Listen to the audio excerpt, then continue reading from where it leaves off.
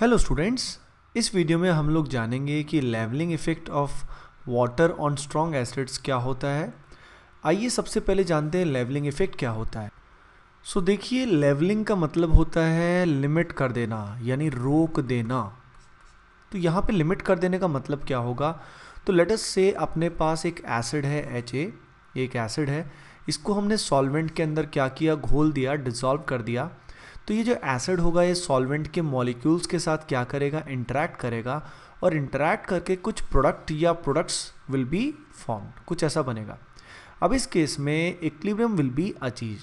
Equilibrium achieve जब होगा तो ऐसे केस में कुछ क्वांटिटी प्रोडक्ट्स की होगी और कुछ क्वांटिटी रिएक्टेंट्स की होगी, यानी what we get is a equilibrium constant, हमें के इक्विलिब्रियम मिलेगा। अब ये इक्विलिब्रियम कांस्टेंट की वैल्यू जितनी ज़्यादा होगी उसका मतलब एसिड उतना ज़्यादा डिसोसिएट होगा। एसिड जितना ज़्यादा डिसोसिएट होगा एसिड उतना ही क्या कहलाएगा, स्ट्रॉन्ग कहलाएगा। तो एसिड का डिसोसिएशन डिपेंड करेगा सॉल्वेंट की बेसिक स्ट्रेंथ पे। सॉल्वेंट जितना स्ट्रॉन्ग बेस होगा उतना ज़्यादा एसिड यहाँ पे क्या होगा, H+ को लूज करेगा, यानी उतना ज़्यादा ही वो क्या होगा, डिसोसिएट होगा। यानी इस एसिड की जो एसिडिक स्ट्रेंथ होगी it will depend on the solvent. तो सॉल्वेंट जो होगा वो इस एसिड की क्या कर रहा है, एसिडिक स्ट्रेंथ को लिमिट कर रहा है। यानी what is levelling effect, levelling effect of a solvent is the property of solvent due to which acidic strength of a acid is increased और डिक्रीज्ड। ओके, तो सॉल्वेंट जितना स्ट्रॉन्ग बेस होगा acidic strength उतनी ही correspondingly क्या हो जाएगी, acid की ज़्यादा हो जाएगी। और सॉल्वेंट अगर वीक बेस है तो ऐसे केस में एसिड भी क्या हो जाएगा, रिलेटिवली वीक हो जाएगा। यानी acidic strength depends on the solvent. अब देखते हैं वाटर के केस में लेवलिंग इफेक्ट कैसे वर्क करता है।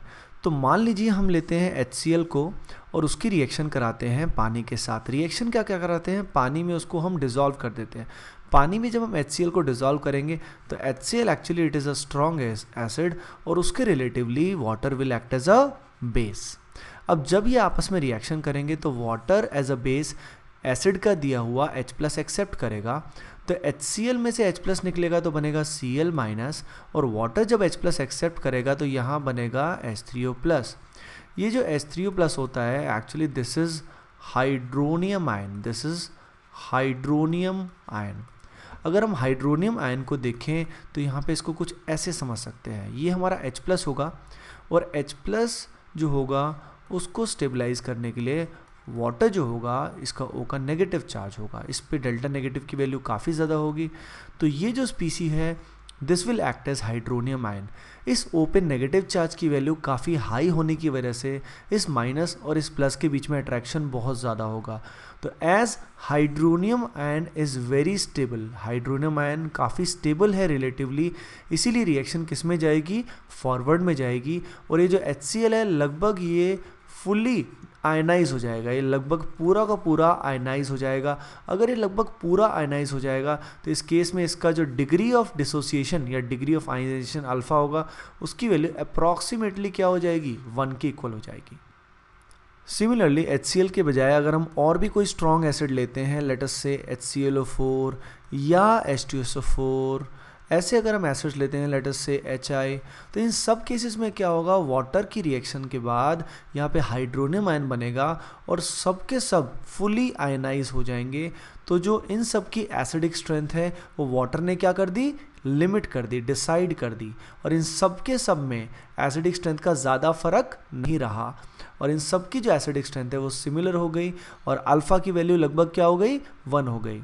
यानी what is the levelling effect of water, water के केस में सबका जो डिग्री ऑफ आयनाइजेशन है वो लगभग क्या होगा, अप्रॉक्सीमेटली 1 होगा।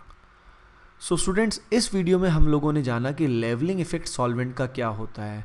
किसी भी सॉल्वेंट के लेवलिंग इफेक्ट का मतलब क्या है, सॉल्वेंट पे डिपेंड होने वाली प्रॉपर्टी एसिडिक स्ट्रेंथ जो एक एसिड की होगी वो सॉल्वेंट पे डिपेंड करती है। सॉल्वेंट अगर स्ट्रॉन्ग बेस होता है तो एसिड भी क्या होगा, स्ट्रॉन्ग होगा और इक्विलिब्रियम किस में जाएगा, फॉरवर्ड में जाएगा।